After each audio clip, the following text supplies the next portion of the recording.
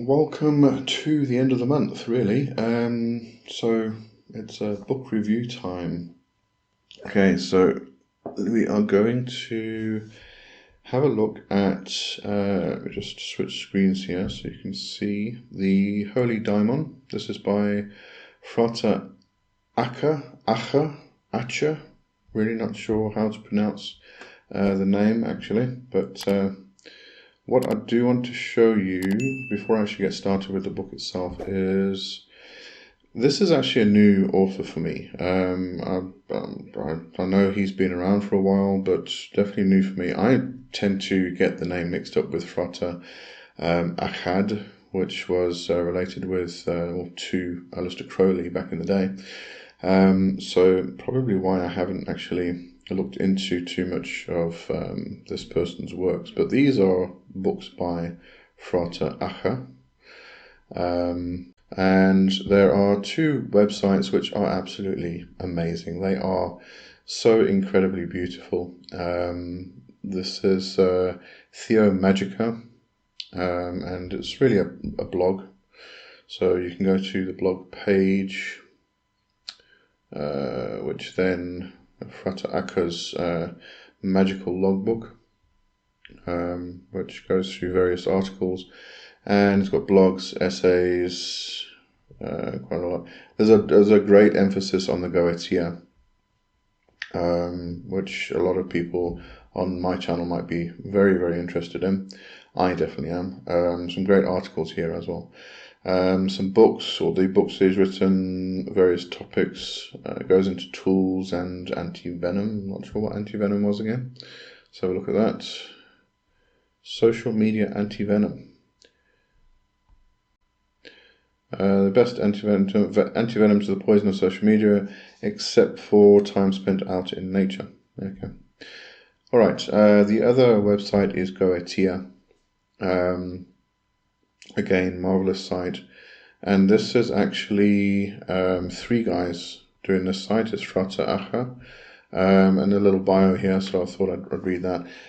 Is a practitioner of ritual, visionary, and goetic magic of the Lone Path. He is not affiliated with any occult groups, lives in Munich, Germany, and spends most of his mornings speaking to spirits. And then Greg Slee and Jose Sabugel.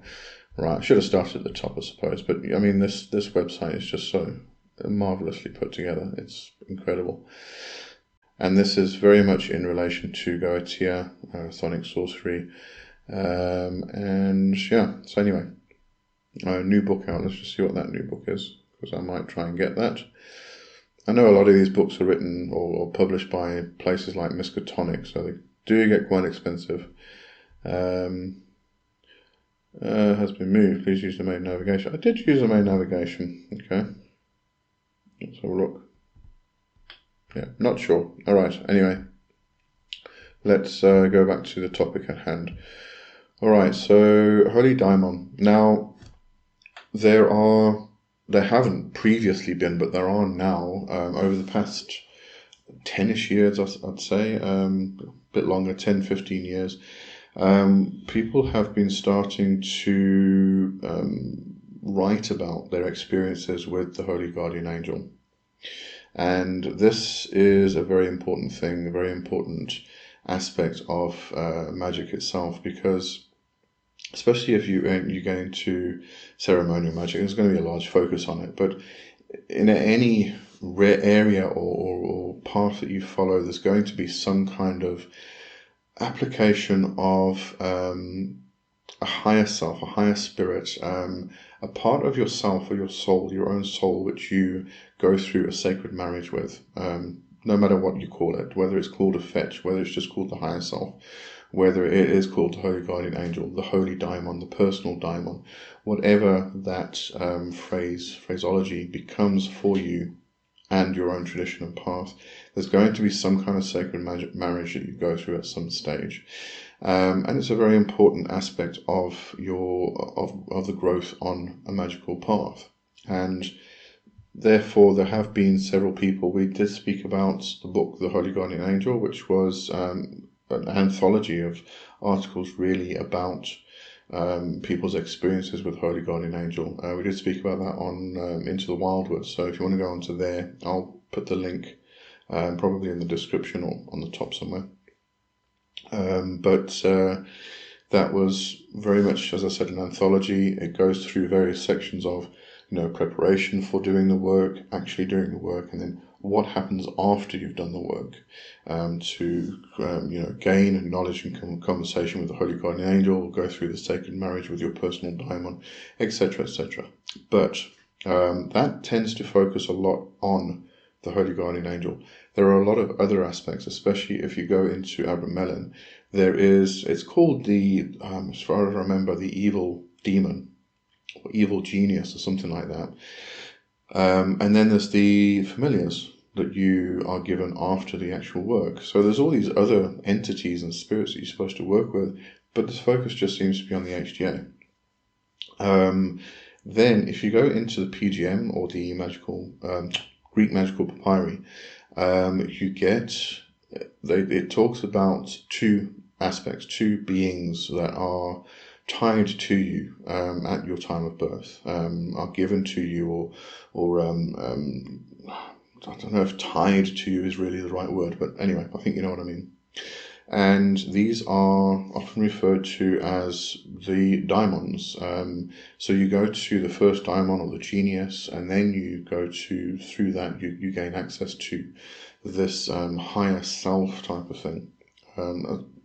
Terminology differs and changes depending on who you talk to and what source you're actually reading. But a lot of people refer to it as being the evil demon, and then the holy angel, and I think that becomes very much a sort of Christian worldview separation for the Christian magicians and such things. But really, it's about the lower and the higher self for me personally. But I don't want to get really into my own beliefs. But this book I thought was brilliant because it gives a different perspective.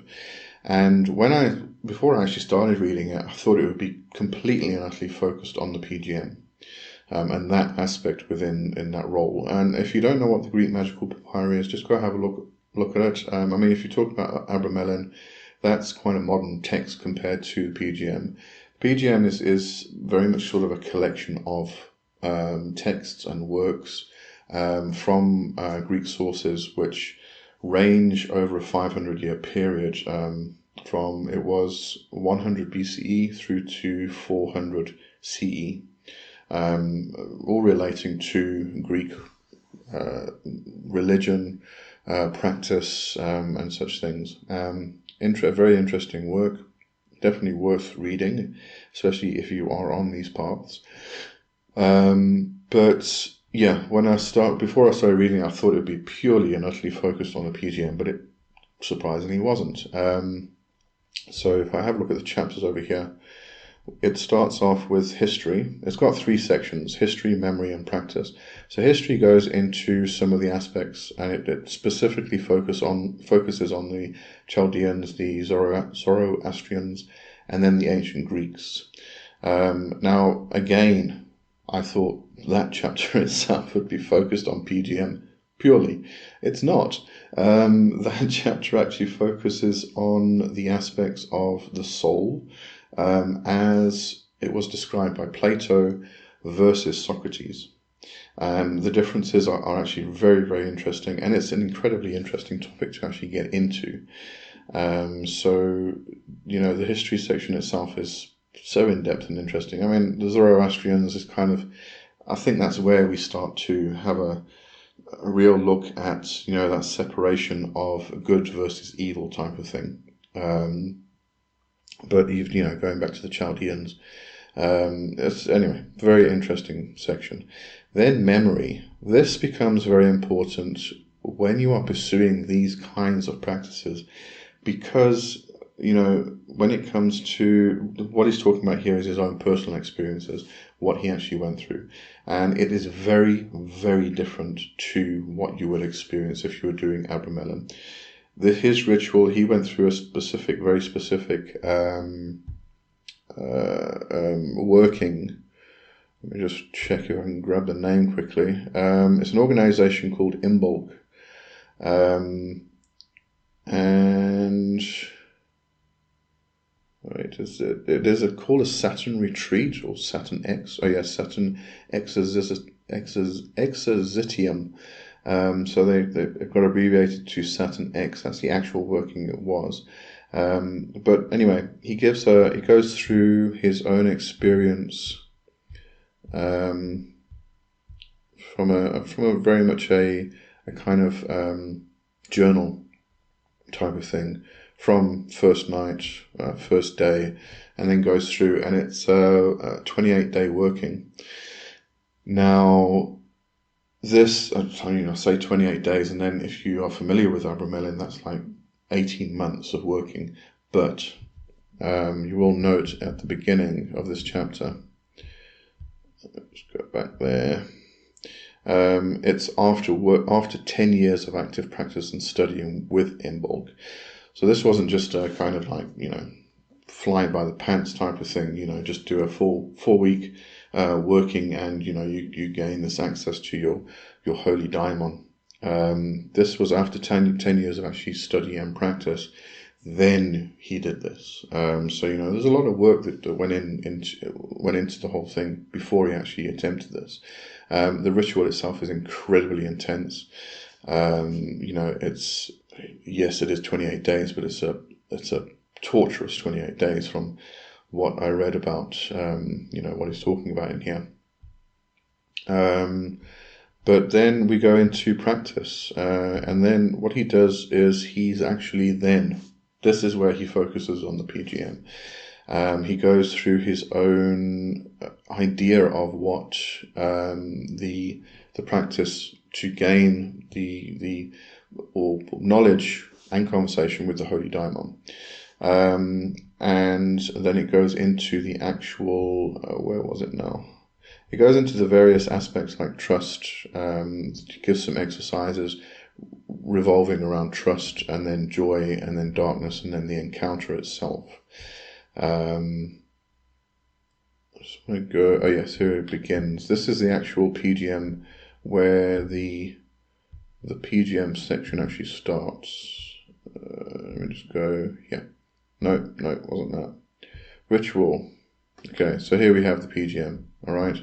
And then he starts to break it down, preparing the eggs and the stones and everything else, and go through the entire ritual and explains it in detail. So this is a very interesting look at this particular magical practice. Just want to go back to the cover page. So there is one aspect of this that I found to be slightly confusing. I think I understand it from what the knowledge that I have of myself. He speaks about the Holy Daimon, and in 2 places, in his own personal experiences, when he's contacting the Holy Daimon, he asks the Holy Daimon how to get in contact with his holy guardian angel. And then again, when he's going through the PGM, there's an aspect in there which refers to the same thing. So this, I would actually say, is step 1 in the whole process. You are getting hold of your Holy Daimon in order to get or have communication and knowledge of your holy guardian angel. That process itself is what you should actually be doing. I think everybody just skips through and goes straight to, we have to have this knowledge and conversation with the holy guardian angel. Not absolutely necessary. There are all these steps that you should be going through, you should be taking. And I think that's the focus here, and personally I think it's a brilliant approach. And again, somebody talking about their own personal experiences on this actual pursuit it's incredibly valuable. It really is. And I think that's everything I wanted to mention about this book. I can't think of anything else. So I definitely recommend this book. It is excellent. And that's the other thing I wanted to mention was, when you are pursuing this particular path or route of your own magical practice, this idea of gaining knowledge and conversation with your holy guardian angel, or whatever terminology you are actually using, sorry, I just want to switch back to myself. So when you're actually doing this, when you're pursuing it, I think it is incredibly valuable to get as many different perspectives as you can. Don't just get one. Don't just read, the Sacred Magic of Bremelin and then do the operation. It's kind of what I did, because back in the day when I did it, there wasn't all these texts and people talking about it. I have read some people say that anybody who talks about it is a fake. You do this work and you should never ever mention it. You should never talk about it. And I think that's ridiculous. I think the more people are talking about it and talking about their own personal experiences, the more people will actually be able to accomplish this. And it's a very valuable part of our own magical path. It's not kind of like this competition type of thing, oh, I did it and you can't do it type of thing. That's stupid. But I think it's something that should be shared more often.